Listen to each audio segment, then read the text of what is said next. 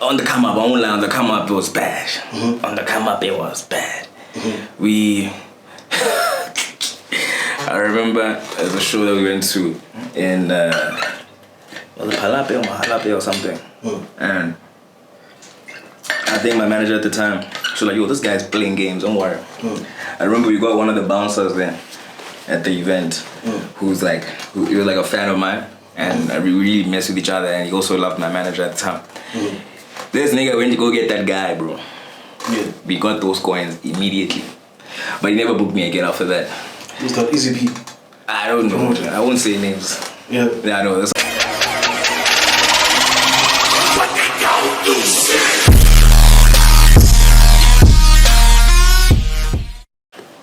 T from the White Soul. Wagwan. What's good, brother? You good, fam? I'm easy. Yeah, man. You've been hiding, bro. You've been running away from us. Finally, we're here. Yeah. How long have we been trying to get here? Like 2 years now. 3 years. Before COVID. Okay, before COVID, you came with Visa, though. Oh yes. But that's before the camera, né? Yeah, that was before the camera. Yeah. Before the camera, we're just doing the voice recording. The voice recording thing. Now the podcast has grown. Shout out. Yeah. Much respect. Yeah, man. Yeah, it's almost 10 years of Benty in the music industry. Damn. Yeah. You. Yeah. You. Almost 10 years. We're 8 years in. Yeah, 8 years in. Yep. Yeah. Remember when you first came to my office when you're still like a young boy? I think you're about 19 years old. Yep. Yeah. And that's one of the reasons why I always give you that time of the day. You know what I mean? Because you're one of like those journalists that like gave me my first chance when nobody else was really, when they thought I was just a gimmick or whatever. Yeah. But you're one of the guys who were like, yo man, come here, come tell your story here. Yeah. You know, first time I'm on newspaper, I think with you as well, you know? So yeah. Shout out to you. away. So like I'm saying, it's 10 years of Benty and you've been consistent. Like you're one of the most working rappers in the country. And my question is it paying off? Is it paying off? Yeah, 100%. I mean, had you said it to me, had you asked me this question 2 years ago, I'd probably want to say, you know what, man, I just want to quit this shit. But I mean, proof is in the progress, you know? Yeah. So this is your job now, this is your 9 to 5? Yeah, no, this is me. Yeah. But not for too long. When I turn 35, I'm trying to retire. This is like, what, 12 years from now? Yeah, in 12 years' time, I did not want to be stressing about no producer telling me that the beat is what. No. Yeah. I don't want any of that. I'm trying to be a proper OG. The thing is, like, there's people that, as you mentioned, OGs. There are OGs who've been doing this, bro, like, for years, bro. Like, they haven't made it, bro. Like, they haven't made it financially. And some are even, like, struggling with depression because the profession that they chose is not paying off. And now they're family men. Like, we're not like you. What made you to like say no? This is the path that I'm taking. Man, honestly, like what you just said now before, I don't know what people's situations are. You know, you never know like someone's background, how it is. You know what I mean? I've been blessed to have people in my life that are able to. I wouldn't say, you know, like people have this misconception that I'm a rich kid or whatever, but I'm really not. You know what I mean? Like my parents are hardworking, are still hardworking individuals, entrepreneurs. You know what I mean? And they just want the best for their kids. So where they can, they'll do what they gotta do. But like I'm still, you know, it's not just like I'm being fed on that. Nah, it's none of that. You're not being spoon fed. No. I remember at some point there's one guy who released a diss track, DC Where is that guy now? I don't know, bro. Where is that guy? Where are you, nigga? Yeah, but what would you get that right? Like, I think you've dropped about 4 weeks. It's things like that. So it's things like that when people doubted. Yeah. Because I almost doubted myself also in the beginning, you know what I mean? For me to actually have the drive, I had to say, nah, fuck it, I believe in myself.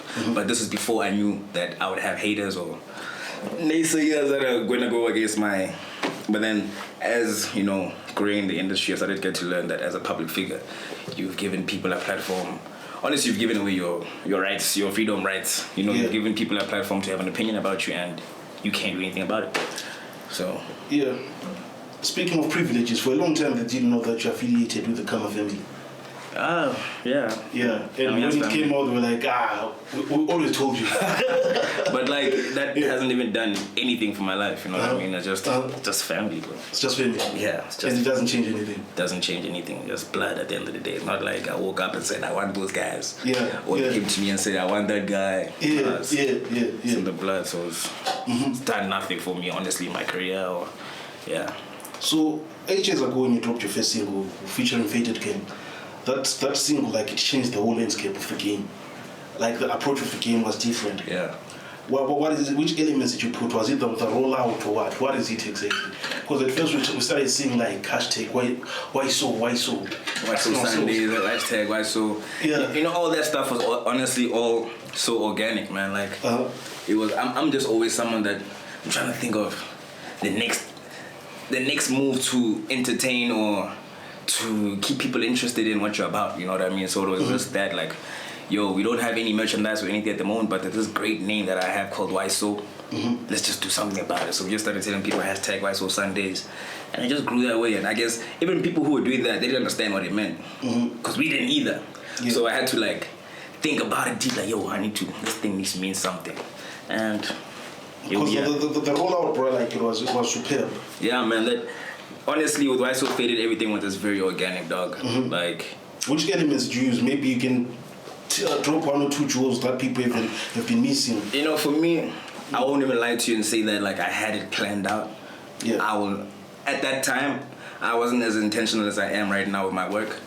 But like that time, it was like, I think it was just being pure, having a pure soul and having a pure heart, and praying. You know, God was also just taking me into the right places, and some spaces I'd be in and wouldn't work out, move on to the next. I just move in faith. So at that time I was really moving in faith and learning. So as I'm moving in faith, I'm also learning. I'm not just praying to God to give me all the information. I'm online, I'm researching, I'm watching guys that I look up to. So I'm like, okay, cool, if I look up to this guy, let me see how he's moving. Let's see what I can adopt and see if I can apply into my environment and ecosystem.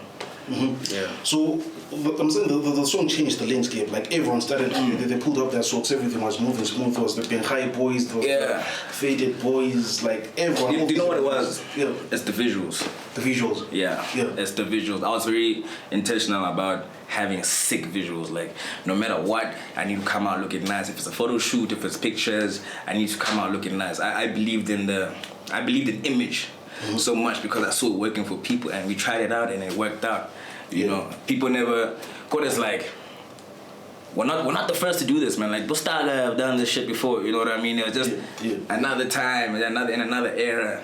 10 years from now, it's gonna be another hot nigga that's gonna come hot, and you guys are gonna be telling me, man, how did you do this? Yeah. You know?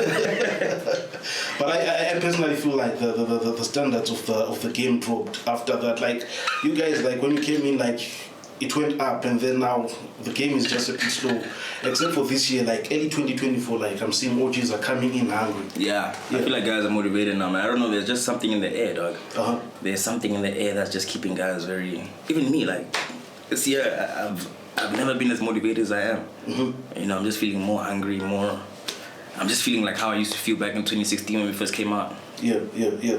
Cause the game, the Botswana hip hop industry, like it's not really moving in the way that it's supposed to be moving. Way before you came, like it was at its peak, and then it dropped the ball, and then when you came through, it went back up. It went down again.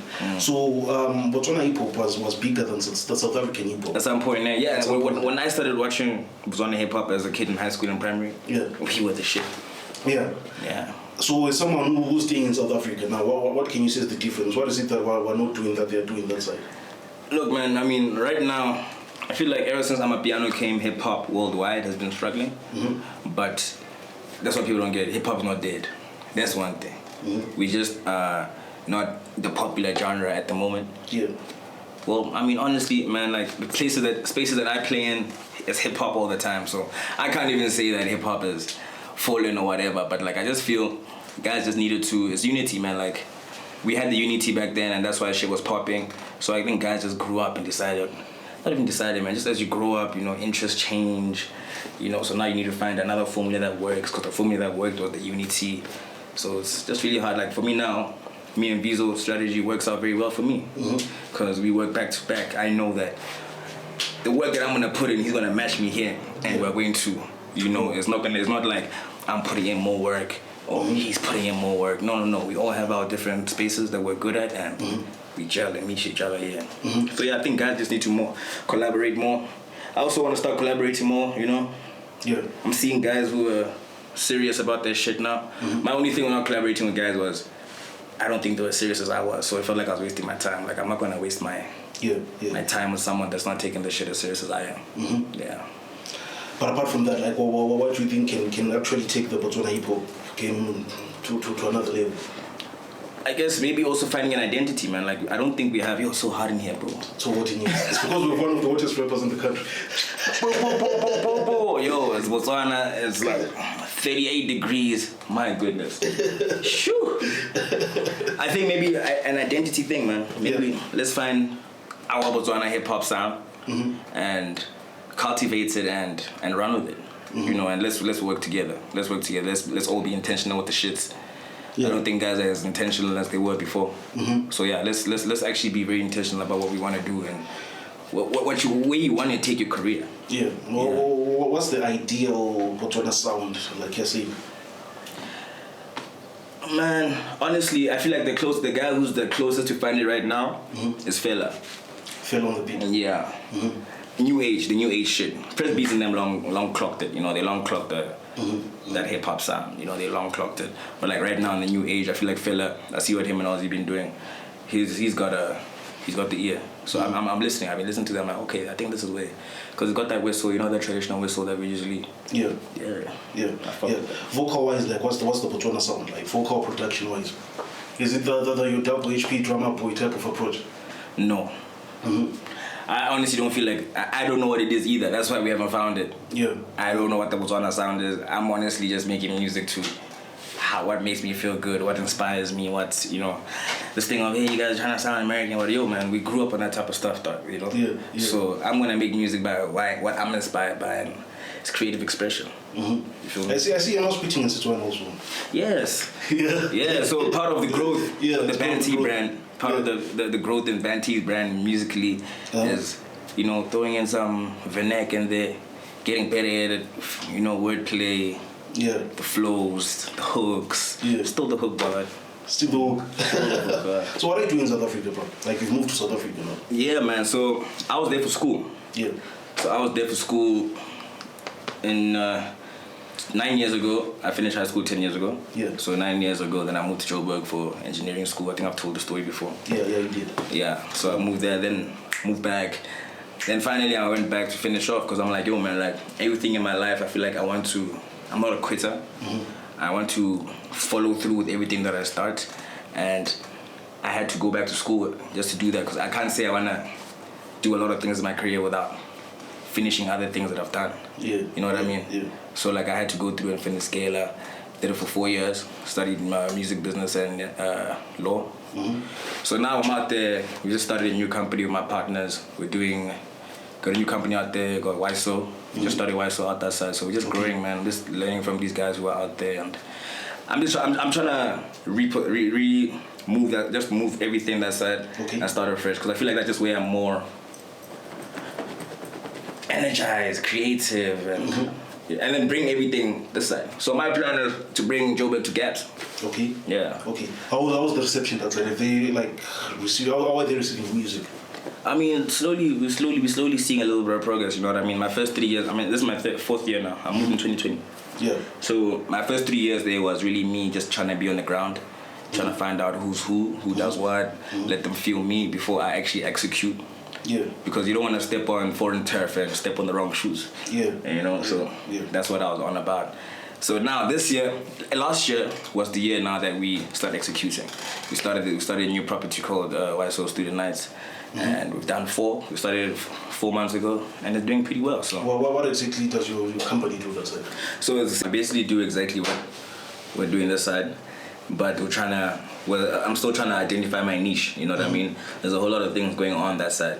So I can't throw another white soap per se there, because I'll be fighting with a whole lot of other sharks. You know what I mean? So it's for me to find. Right now we're really trying to find our niche, and I feel like we're almost there. You guys will see, but we're almost there.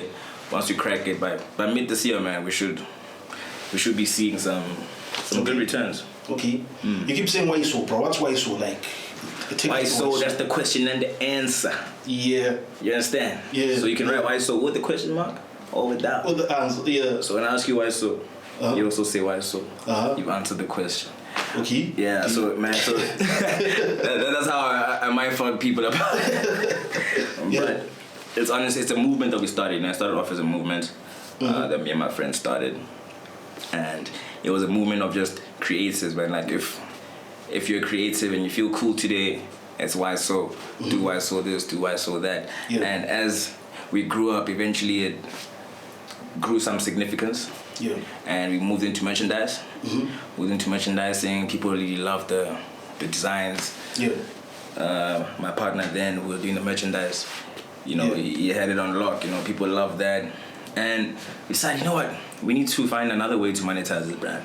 It can't just be off t-shirts, you know, because that's also the bare minimum, man. Like, it's not really much, you know. So I was thinking of ways of how should I start a record label? Should I do YSO music and sign other artists? But that was a bit difficult from my research. So when I'm performing, everywhere that I perform at the time, there's a specific crowd that kind of follows where I go. So if I'm performing at Cigar Lounge, there's like that 15, 20 people that I know are going to be there. Yeah. If I'm performing at Chez Nicolas, there's those 15 girls and niggas that I know are going to be there.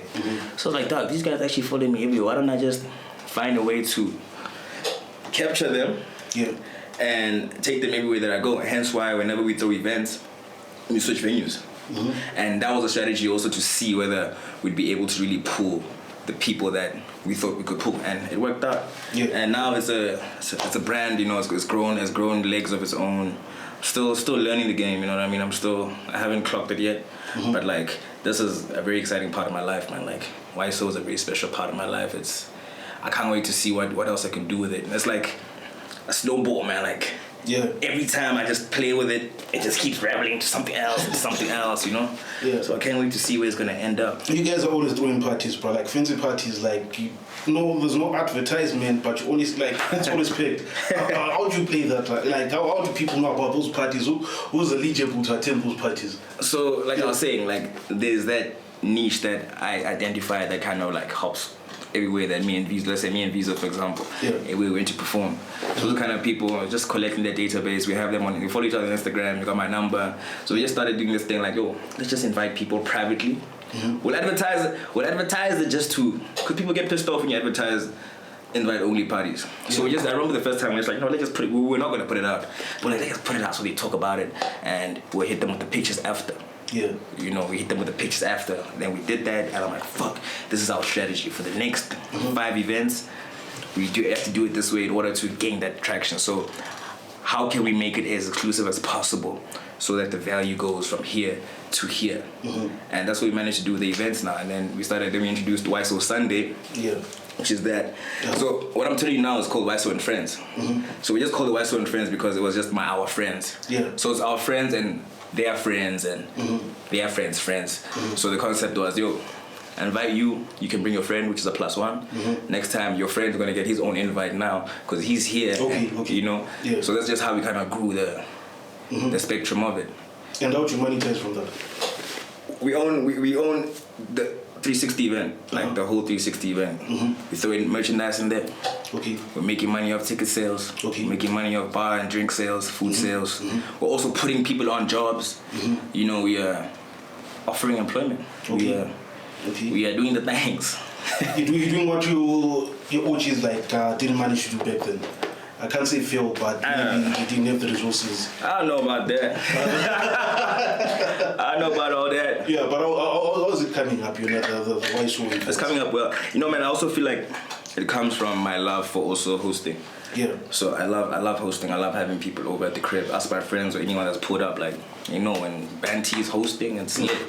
You know, and it's just to have a good time, man. What was those houses that you guys are always renting? Nah, it's like rented out. Rented houses. All that type of shit. For that particular. And when we were doing these kind of things that never happened before, so it's also very hard for us to convince these homeowners, like, yo, we're trying to do this and do it. Nigga, do you know how hard it is to tell a Botswana woman that you want people walking through her living room on her Persian rugs and shit? It is so hard. But you know, because of who. I feel like the humility also that we have, they've kind of gravitated towards doing new things.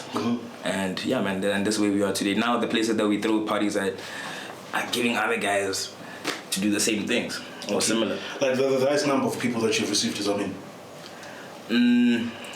for Waiso and friends, we keep it very intimate. It is a... Damn, let me put this on silent. Yeah. It is a... Started at 100 max, 150 people. Okay. Because it's very intimate. And I see now getting endorsements from like big companies. Yeah, man, we're trying, dog. Yeah. We're trying to convince them to like see the light. But how's the reception? Because hip hop is not associated much with the corporates. Like they don't see it as something profitable. 100, and that's exactly what I'm trying to do with Waiso now. Prove it to the corporates that you can actually jump onto this side, because we've got this youth clientele that you're struggling to get. So let's meet each other halfway. You've got the resources, I've got the people. Let's chow together. And I won't lie, man, they're slowly starting to, gravitate towards that concept and idea. Releasing the coins, but not as much, but we are unlocking them.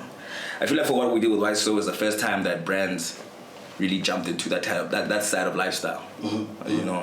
And corporate is slowly jumping into lifestyle now, and I'm starting to see it.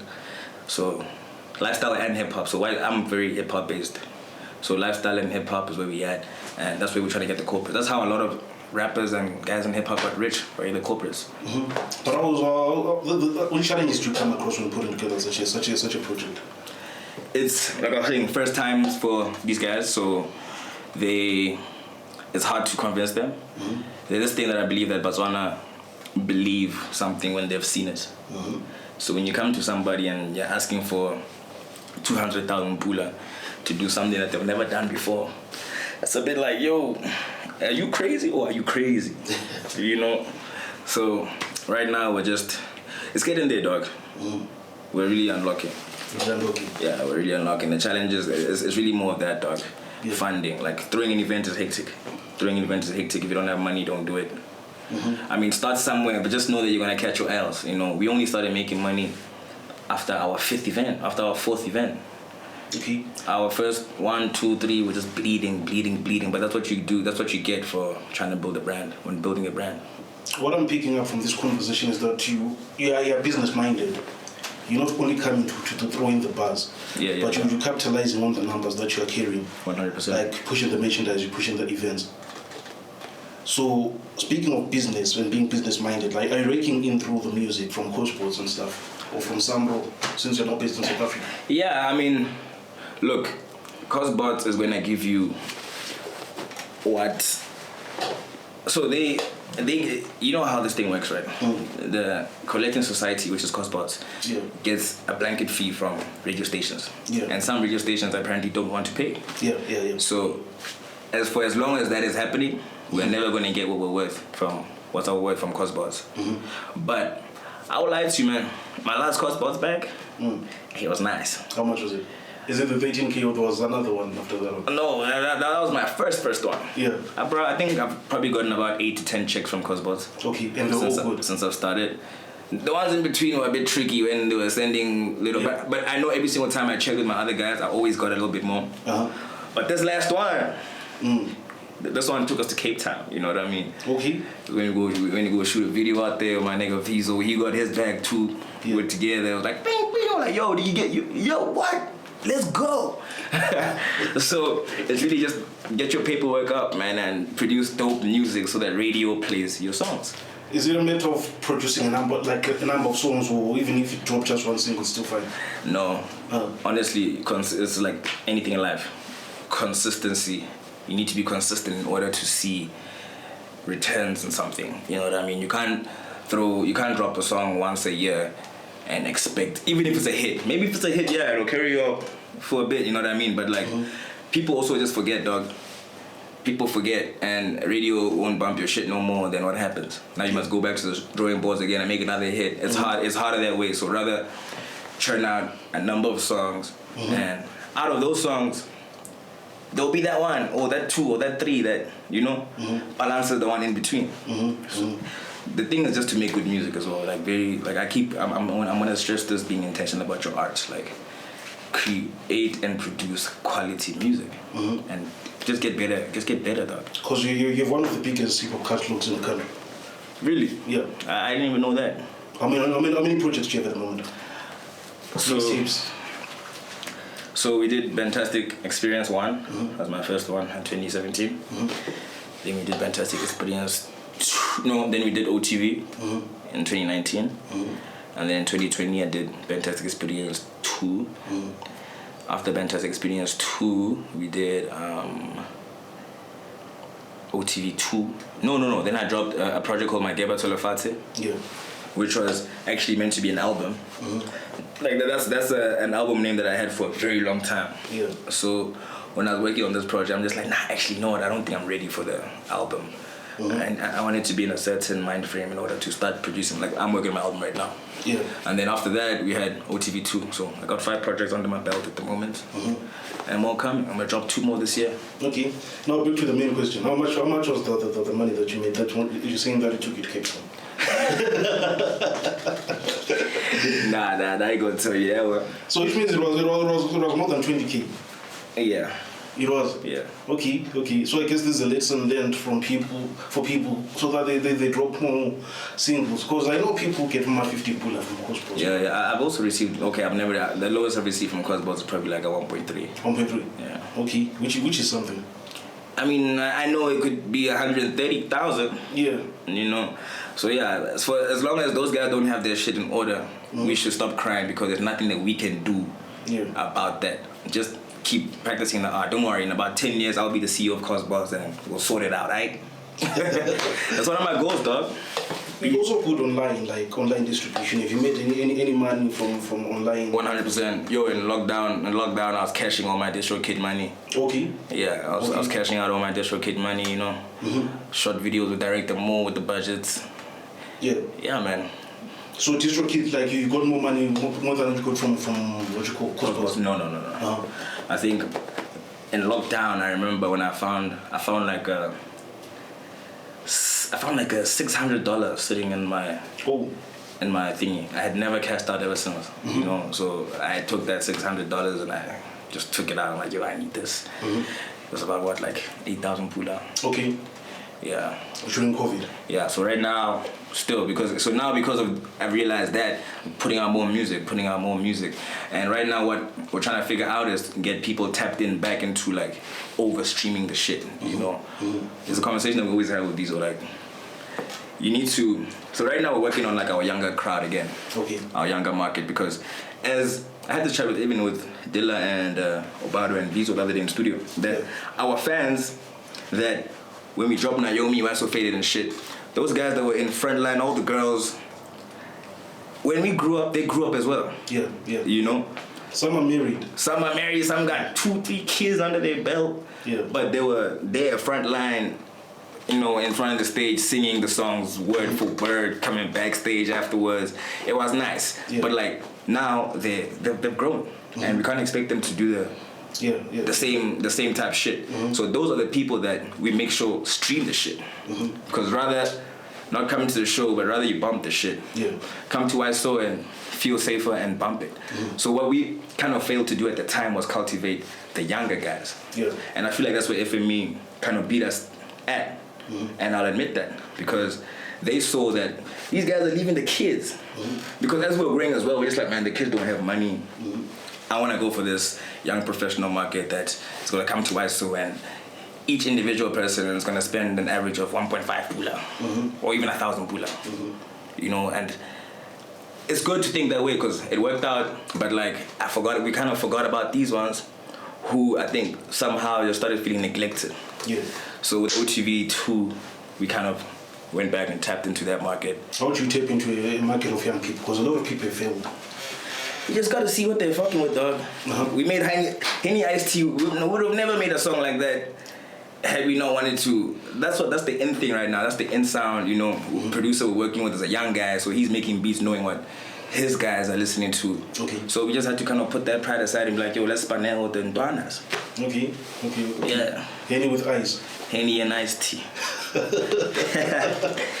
But this is water today. Nah. So it's not Henny with iced tea. So your industry is usually associated with drug abuse.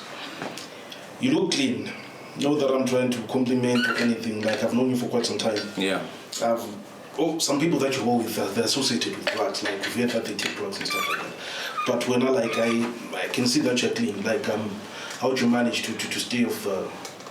I don't know, man. I've just never been tempted.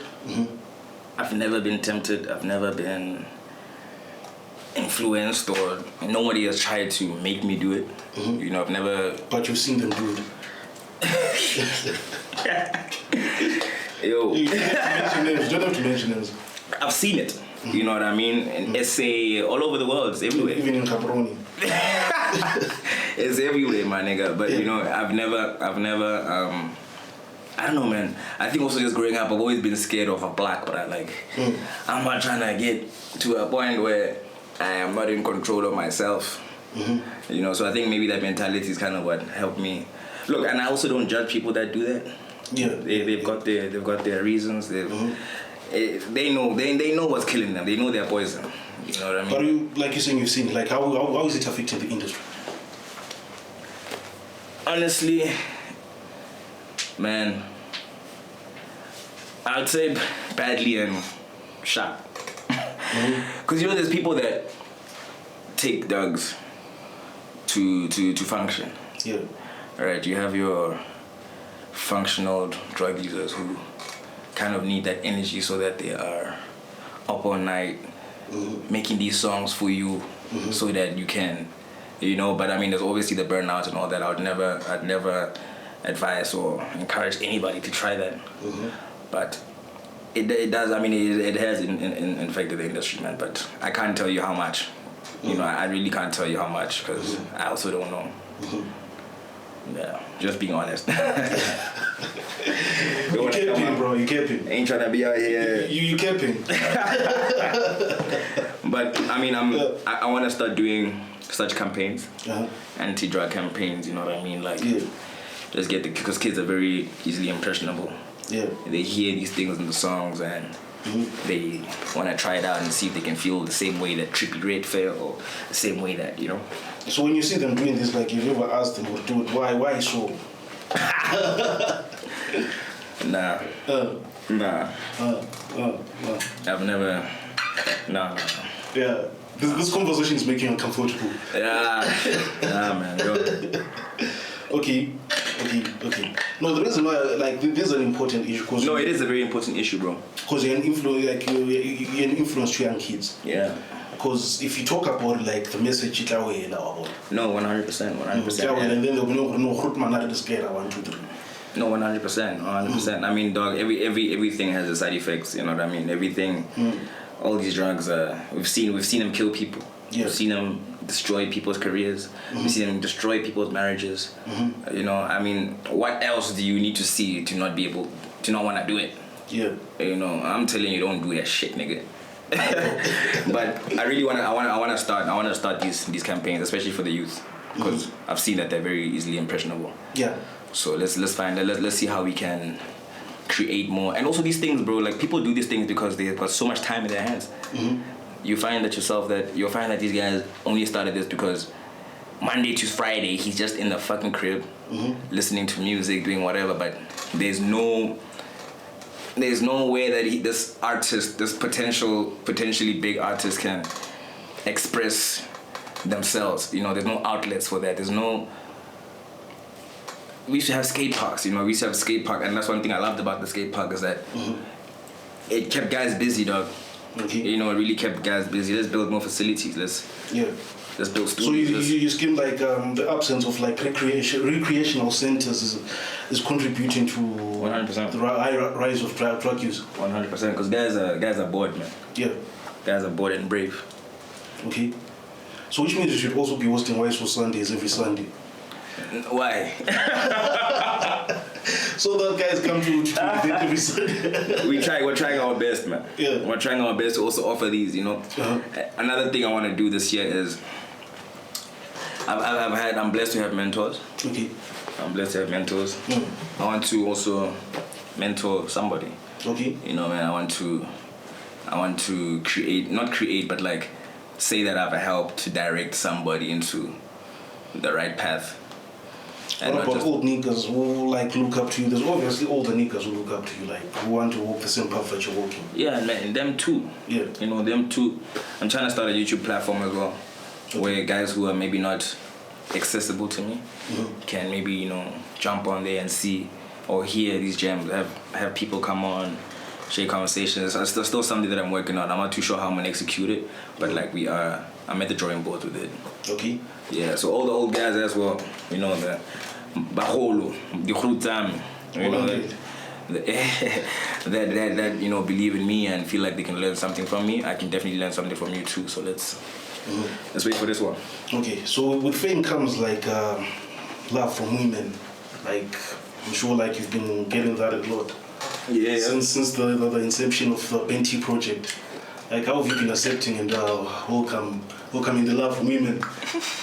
Yeah. You know, when I first came into the game. Yeah. So at 19, obviously, like you're very vulnerable and anything goes. You know, you feel like anything goes. Yeah. But for me, I feel like, not to sound conceited or anything, it wasn't anything new. You know, like throughout high school, I kind of had that popularity. I kind of had a little bubbling under popularity of. So it was easy also, you know what I mean, back then. You know, you had girls from different schools always trying to find out who I am whenever we go for soccer games. And I won't lie, at some point it did get to my head. But growing up, going through that, I figured, you know what?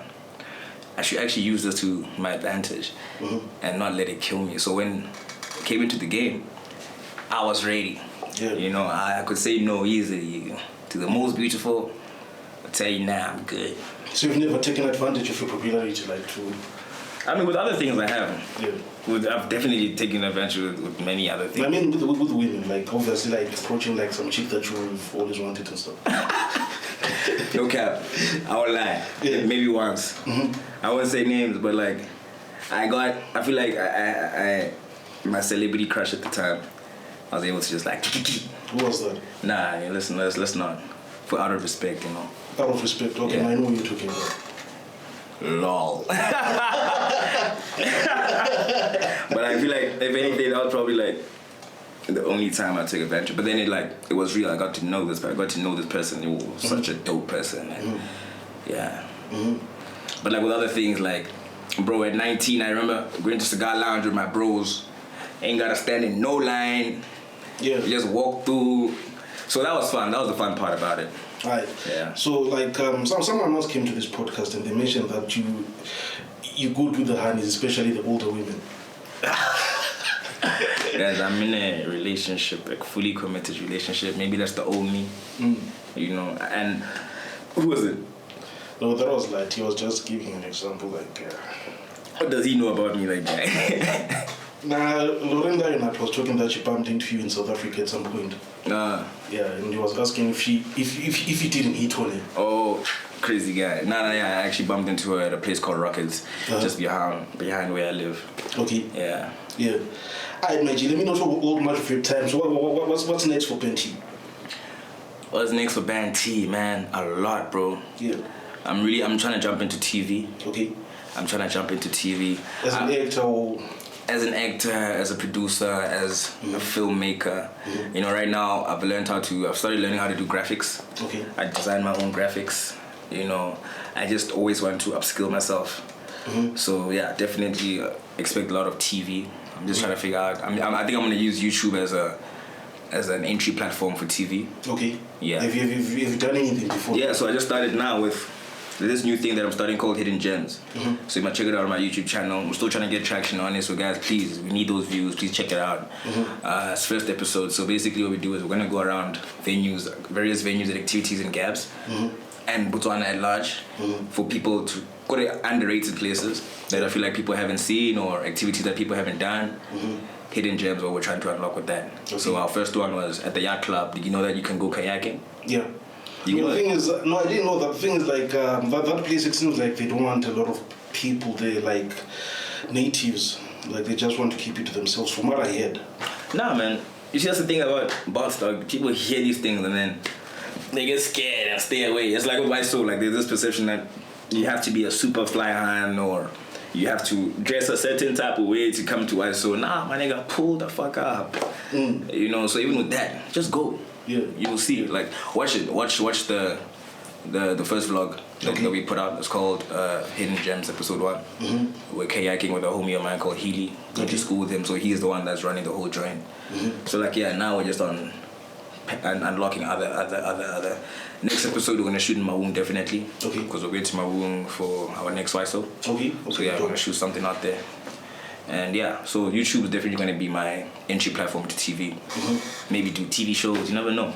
And like you have a podcast, bro. What happened? Like, you used to have a podcast, a dope podcast to be. Would you say? I wouldn't say it's a podcast, dog. Yeah. It was more of like it was Insta Live. Insta Live. You know, cozy quarantine. But guys took the blueprint and they're running with it, and they took it to other heights. You know. Yeah. Yes. So because you used to have like dope people, like bro. Like for years I've been trying to have ATL on this podcast, bro. It's impossible. You can only do an interview with ATL over the phone. Yeah, I think for me also it's the advantage I have is the relationships I have with these guys. Yeah, you even had Sleek on live. Yeah, we had Slicker. Shout out to my homie Leo who set that up. Yeah. He's a super guy. He sets up a whole lot of stuff for me also in Joburg. Okay. He got me into the studio with D Koala just not so long ago. Working on more. I don't want to give away too much, but like there's a lot coming up, dog. Album also this year. Oh. Okay. Yeah. All the international features that we've been. You know the thing, I've also clocked this thing now of bots rappers or bots artists not getting these SA features. There's a certain way that guys come off when these guys come here. Come off as fans. You know, you come off as like these guys are they get this every way that they go, my nigga. You know, and you're telling them that you're the hottest guy in the country or one of the hottest guys in the country. So for me, what we realized was we actually have to become friends with these guys first. You know, before the music, let the guy fuck with your vibe. Let me fuck with your vibe. First time I see Aries, I'm not gonna ask him, yo, my nigga, let's jump on this. No. We had to like get our relationship going on first. And I guess as an artist also, I appreciate those kind of things. You know what I mean? Like, also me, like, you need to be realistic with it, dog. Like, I have guys that come up to me that be like, yo, Banty, what up, dog? I do music, can we have a song? Like, you know I don't know you, first things first. Yeah. And you're already asking me for a song. That I feel like even if you were dope like that probably killed your chances. Because I'm probably not gonna listen to you the next time. I'm like, yo, this guy's just a guy who pushes on Resh. Yeah. You know? Yeah. So yeah, that's a lot of things that guys do, man. You guys gotta stop doing that shit. Also the promoters also fuck up a lot of things for the artists. And the girls also, you girls. These girls, I hate these girls. You go sleep with these guys, then pillow talk and talk bullshit about the rappers in the country. Then you expect these guys to take guys serious, you know? So girls will be sleeping with the promoters? No, with the SA artists. Oh. So girls that we know, that know us, hook up with these guys. And I mean, if you're gonna hook up with this guy, I mean, that 15 minutes that you have him in his most vulnerable spot, he's going to hear everything that you're saying. Yeah. You know? But it's funny, now we're too inside, so we hear what you guys say about the guys. Yeah. So what's your take on like local promoters like calling up international rappers, paying them 200,000, and then like a local rapper is getting paid 2,500. It's whack, dog. It's whack, but guess what? You cannot change it. Because also at the end of the day, the promoter's in business, and he's using basic economics. Demand, he will supply. If the demand is here, he will supply. So if it's super whack, trust me, it's fucked up. But that's why we're doing our own shows. You know, that's why we're doing our own events. Because until we own anything, we're always going to get undercut. So you're saying that people mustn't rely on like people? No, I mean you can do that if that's your thing. You know what I mean? Collect your little 20,000s, but you're gonna be a fight for days, my guy. Especially if you don't got your shit on lock. Like, you should be able to, artists should actually focus on building value in their brands so that these promoters don't even have a chance. You know, ATI can go to a promoter, he tells the promoter what he wants, and the promoter will give him what he wants because he knows that his value is here and he's built his value that way. The promoter knows that if I book ATI, people are coming. You know? So yeah, guys, work on your brands. build your brand value. Right. If you have a promoter who gives you like a headache, payment. But now not anymore, my nigga. Like the past 2 years, because I know my shit, these guys cannot play me anymore. If anything, they're coming to ask me for. If you don't mind, just take us to the store when you had that time, like getting a payment from the promoter. On the come up, on the come up, it was bad. On the come up, it was bad. I remember the show that we went to in was it Palape or something, and I think my manager at the time, she was like, "Yo, this guy's playing games. Don't worry." I remember we got one of the bouncers there at the event, he was like a fan of mine, and we really messed with each other, and he also loved my manager at the time. This nigga went to go get that guy, bro. Yeah. We got those coins immediately, but he never booked me again after that. Was that Easy P? I don't know. I won't say names. Yeah, I know. That's what I would say. I would say no names because the guy was very embarrassed actually. You know, and we see each other still today. So you had to use some muscle to get your coin? Yeah, we had to use a bit of guresh to get our coin. I'm even skipping some stories, but yeah, it could get us in trouble. But ever since I came back from school, man, and just seeing how and moving with the right people out that side, who also teach me like, yo, this is how things are done. This is what goes on in the event space. This is what happens. And bro, none of these promoters can play me now. Like I don't even give them the chance to. Like, if you're not giving me what I want, same guys call me for tags for my events. Yeah. Okay. Yeah. Now they're calling me, yo, can I please have a +2? I'm there like, ha. Plenty, bro. Like we can do this like for the rest of the day, bro. Let me told you. You know, we have errands to run. Yes, and sir. Everything. Nah, but we definitely come back and do a part 2, man. Yeah, we should. Because I feel like I've been mising a lot of interviews lately.